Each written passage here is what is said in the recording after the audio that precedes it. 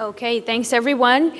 Now it's time for the next session, which is very special for us because we get to know about how mental health and spiritualism and religiousness will be able to evolve and flourish in the world of digital innovation. And I would like to invite to the stage, Mr. Juwan back, and please give it up for Dr. Ali Abadi, who is the Chief Rabbi of the United Arab Emirates. Dr. Ali, Juwan, please give them a round of applause.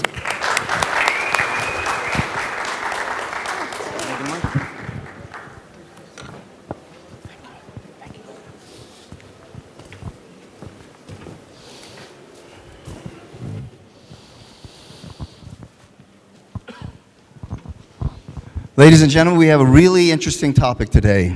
I'm very honored to have Dr. Ali Abadi here. When I looked at his bio, he's one of those bios where it's like a book. So I was trying to figure out how to introduce you, and I just picked out an excerpt from there, and it applies to, and I know this is not by any means your life story, but I thought it was interesting for the Middle East. And it says, "You are the co-president of Justice for the Jews from Arab countries." Now that sounds like such a contradiction, but I will just say that was interesting. He was instrumental in passing a congressional resolution on behalf of Jews from Arab countries to be recognized by the United States government in their negotiations regarding the issue of Middle Eastern refugees. I found that to be a very interesting excerpt out of his bio. He has lectured on Jewish themes, philosophy, law, medical ethics around the world, and enjoys close ties with many government officials in Israel, Bahrain, and the UAE.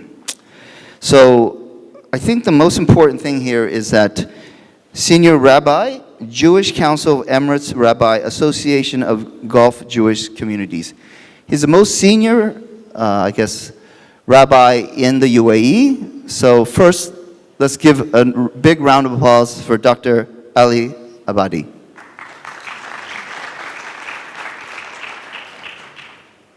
So what we're going to be discussing today is spiritualism in the digital age. And, you know, when I look at the Metaverse, I always look at it from a very spiritual standpoint because so many of the things there are limitless, so many things there I don't think I could explain at this point. So that has a lot to do with spiritualism and religion. What I wanted to find out, Dr. Ali, is how do you see religion and the metaverse intersecting in the future? So first of all, good morning, Juwan. It's a pleasure and honor to be here with you and with all of you at this Meta Week. It's really a great pleasure for me to be here. Before I answer this question, I would like just to make a reference to what you brought in my bio, because I know it's something that I could assume maybe 99% of the people here don't know about. So let me give it a 2-minute explanation. At the heel of the partition plan vote at the United Nations in November 29, 1947, when the United Nations voted to partition what was then Palestine into a Jewish home and an Arab country. At that time, in 10 Arab countries, they rose against the Jewish communities there. And, there were what we call pogroms in Eastern Europe. They burned synagogue, they looted businesses, and almost 1 million Jews from these 10 Arab countries, of course, does not include the UAE. The UAE did not exist. There were no Jews living here. So they were expelled, persecuted, or imprisoned. And so that story is really not known practically at all. We only speak about one population of refugees, but these are 1 million Jews that had to be refugeed from Syria, Lebanon, Egypt, Algeria, Libya, Tunisia, Yemen, Aden, and Morocco. And so that's the topic that... But it's very appropriate in the time that we live today. Correct. And so for me, having come back here, having been expelled, my parents, then later on myself, we had to escape, so to speak. And now I was asked to come back here kind of officially to an Arab country. For me, it's closing that circle. In a sense, we were expelled almost 70-something years ago, and now I'm being asked to come back and build a Jewish community in an Arab country. So it has been a thrill and honor to be here, and at a historical moment. Now, as to the answering of your questions, I would like to read a quote from my own article that I wrote about this, and I would like to read it because it's succinct, and then I'll expand on that. So, the virtual world is an area that can be analogous to the spiritual world, where it is difficult to understand, to touch, smell, eat, and mold physically, yet it exists. It is only those minds and high intellects that can fathom such a reality, such a world that it only exists in the proverbial twilight zone. It is certainly a higher level of existence, a level where the power of our intellect can create it, mold it, transform it, and give it an eternal life. Thus, the transition zone between mind and body, matter and spirit, lies within our own awareness. So it was, when I wrote this article, was actually for me to understand what is the virtual world. You know, we see it on screens, but what is it? And so I try to find a way to understand it, and that's, to me, it's very analogous to the spiritual world. The same thing that the spiritual world, sometimes we cannot touch, we cannot see, but yet we feel it in a sense, we feel it deep inside. We don't feel it with tangible touching and things like that, but we feel it from deep inside, that there is that such world. And now that's what I see, the digital world, the virtual world, the metaverse universe in a sense, where it exists, it is there, and it's developing, and it's creating things, and it's molding things, and yet sometimes it's very difficult to comprehend, to touch, to see, in a sense, to see. We can see it on screens, as I said, but to feel it, it's something not really physical. And that's, to me, is the analogy between the spiritual and the virtual world. And do you think that the metaverse is a divine conception? Well, everything that we see around us is, in a sense, divine. We believe that God created this universe ex nihilo, out of nothing, something out of nothing. And so therefore, every matter, every material thing that exists in the universe, it has a spark of divinity. It's divine because God created it. And in fact, in Genesis, it says very clearly that He gave the world to humankind to develop it even more. So what we have been doing for civilizations, when we created things, when we developed things, when we transformed things, to reach this level, certainly the metaverse, it is that world that we as humans have created, have transformed, and it definitely has the divine spark in it because it comes from the creation that God Himself has created. So humans are humans. With the metaverse, does it bring out the best in us, or does it bring out the worst in us? Well, of course, as humans, sometimes we tend to believe that certain profession brings the worst out of people and certain others brings the best out of people. But theologically, we ought to believe that humans have the capacity to be very, very good, and unfortunately have the capacity to be also very, very bad. So it really does not depend on the profession, does not depend on the endeavor that we embark. It depends on the person. So in this case, like in any profession, in fact, the Talmud speaks about that. Which profession is considered a nice profession, which profession is considered a not nice profession. Well, we know certain professions may not be nice, but what that profession brings, it all really depends on the person themselves. So the metaverse is going to bring the best out of the best people, and it might bring the worst out of the worst people. So it really depends on who we are and what we want to achieve. And that's being human. Being human, we could go from the best that we can be to, unfortunately, the worst that we can be. And it's always interesting. Technology gives both really good people that are very smart opportunities to expand the world in a good way, but it also gives opportunities for the evil world to take advantage of that same technology for their own purposes, because it's very much an equal balance, isn't it? Absolutely. You know, there are societies in which we live in that they do not permit the internet in their homes. They do not permit smartphones in their homes because they are concerned that their children are going to go and surf into areas that are not permitted by, you know, by their belief, by their faith, in all kind of areas that do exist. And it's so true. It's so true.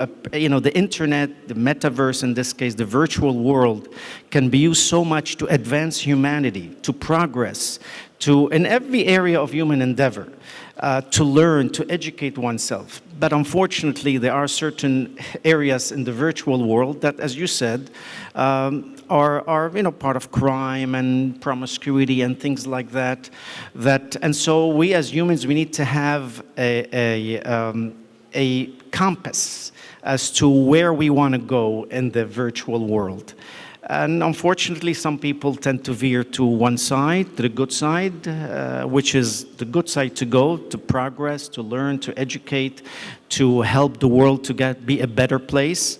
And yet some other people may tend to go to the wrong side of the virtual world, and they might entice other people to follow them. So we ought to use, as humans, we were blessed, and this is the best blessing that I would say that the Creator, that God has given humanity, and that is free choice, the ability to choose between right and wrong, good and bad. And that's where our gift is being tested. Are we going to choose the right way, or are we going to choose the wrong way? Because even before the internet and the virtual world, there was plenty of crime, there was plenty of evil in the world, because those people chose, through whatever method at that time existed, to do the right thing or to do the bad thing. So it all depends on our inclination. I think that's a very important point, free choice. And when there was no internet, we made choices what was available to us.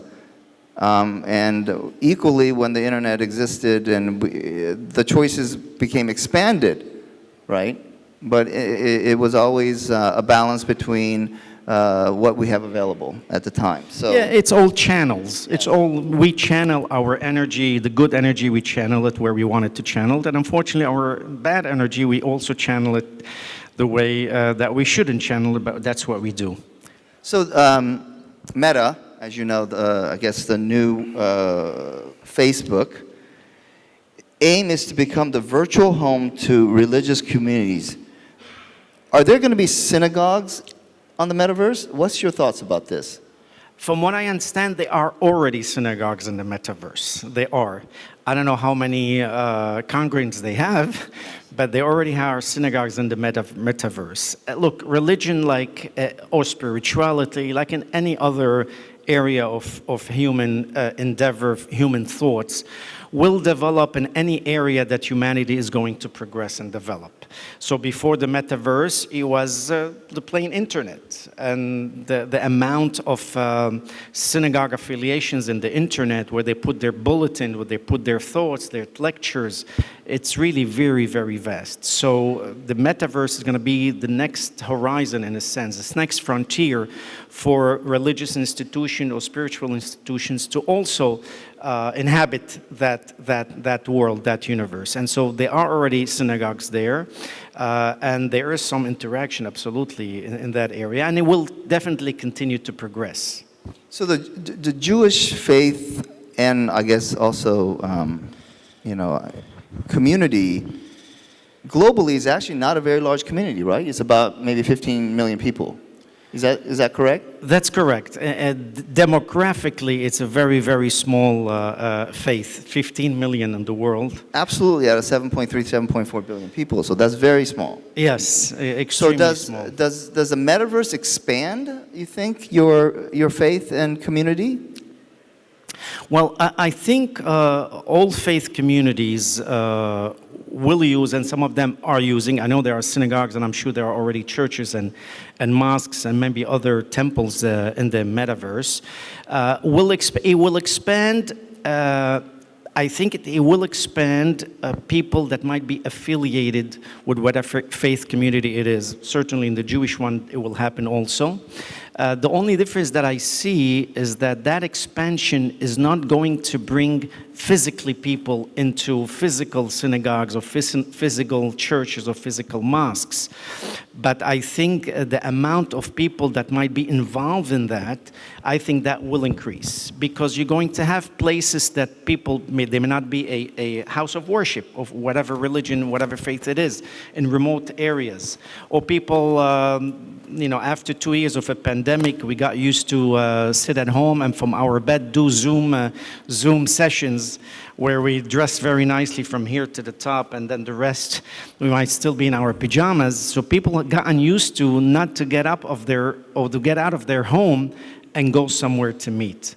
And so that, I think, will expand that even more. Yes, there will be more people, I would say, engaged in faith communities, either Jewish or other religions, but I think there will be less attending physically those centers of faith, synagogues, churches, and mosques, because people are going to find an alternative to it. Instead of going physically, they said, let me go virtually. So did I hear you correctly? Can it actually decrease the participation of the face-to-face synagogues? Or will it not have much impact at all? Well, it's still too early for the jury to decide in a sense. One, because after 2 years of a pandemic, synagogues and places of faith have not gone back to the level that they had before the pandemic. So we're not sure when that adjustment will take place. Once that adjustment will take place, then we're able to see basically that physical attendance has been affected. And then, as we measure it with the metaverse in mind, with the virtual world in mind, then we will be able to better say. As I said, my hunch is, I think it is going to decrease the amount of physical participation, but it will increase the amount of total participation from before. So as being, I guess, part of the leadership, and there's something I actually learned recently, that, and you mentioned that the Jewish community is decentralized in its management, right? It's many, many different synagogues, but they're not actually, it's like Jewish communities been in blockchain for, since the beginning of time, right? Is this what I hear from you? I would say so. The proverbial joke, and I'm sure many of you have heard it, is when you have a deserted island with one Jew, there are two synagogues, because there is one that he doesn't go to that, right? So, and Dubai is not different at all. We have a very, very small community, relatively speaking. When I arrived here 2 years ago, we had less than 200 people. Now we have like 600 people that are more permanent residents, and then we have a lot of tourists. But we already have 5-6 places of worship. And so, yes, Judaism is very, very decentralized in that sense. Jews, if I may say, they tend to be very, very independent. They use their freedom of choice very, very clearly as a gift given from God. And so, and they make decisions as to what they want to do. They do not take instructions from above except from God, and some of them even from God they don't take that instructions. And so it's not like the Catholic Church where there is a hierarchy from the Pope to archbishops to bishops to cardinals, so on and so forth. Judaism does not have that. Yes, there is a chief rabbi in Israel, for example, but even that, many individual congregations do not, in a sense, follow those instructions. They are more independent, and there might be chief rabbis in different countries. Like here, I'm the senior rabbi, so to speak, but still, we always give that freedom to individual congregations to decide different things. So indeed, if we can use the word decentralized, Judaism has been decentralized, I think, right after the death of Moses. And so even then, you heard it here, that blockchain's around for a long time. Absolutely. In the Jewish community. Absolutely. The Jewish community, decentralization is part and parcel of that. So with this decentralization, what sort of leadership movements can you initiate to promote Metaverse in your religion? Well, of course, we have to educate the people. We have to initiate them in the metaverse. We have to show them that it could definitely is a place, is a universe that can be developed, can be part of it. Like any other progress that humanity has done, that civilization has done. You know, from the moment of the invention of the wheel to the invention of electricity, to the car, the airplane, the internet, and now the metaverse virtual world. So in all of those progress that humanity has achieved, you have to educate, you have to initiate people, and then certainly that development will take place. So that education, the word that's often used in metaverse and blockchain space, and especially with the gaming industry developing so much in the metaverse, is to gamify. Can you gamify religion? Well, there might be a difference between gamification of other areas of human endeavors where the idea is to make money, right? To create wealth. When it comes to religious gamification, it's supposed to be to gaining participants, or gaining spirituality, or gaining adherence to that faith. But I have to admit that certain faith groups and in all religions use that to also make money and monetize the religion, which I personally disagree.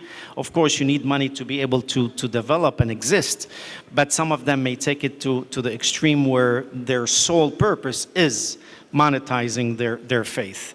But yes, you have to entice people, you have to educate people, you have to show them how beneficial it is to be part of a faith community, to their soul, to their family, to themselves, to their well-being, even to their business, to their endeavors. And so it is a type of a gamification, but with the higher goal of reaching spirituality, faith in God, and of course morality and ethics, which is part of the faith, then monetizing that endeavor. So just want to leave you with one last question. Because of your role and your leadership here, you must communicate and interact with many other religions. How is your involvement with that?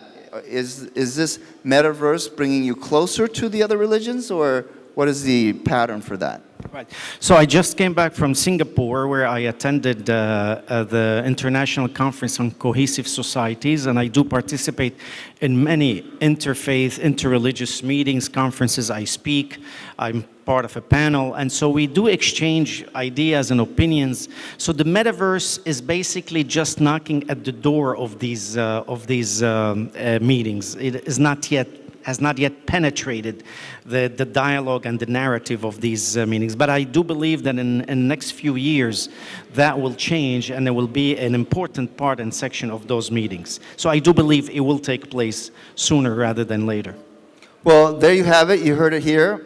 Thank you so much, Dr. Ali Abadi, for your insight. And really, I think the next step we really need to focus on is how spiritualism and religion has impacted on the metaverse. Thank you. Thank you very much. Pleasure.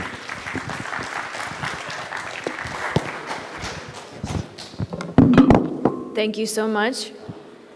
I really love the point, Dr. Elie, that one of the most important things is to educate people and communities.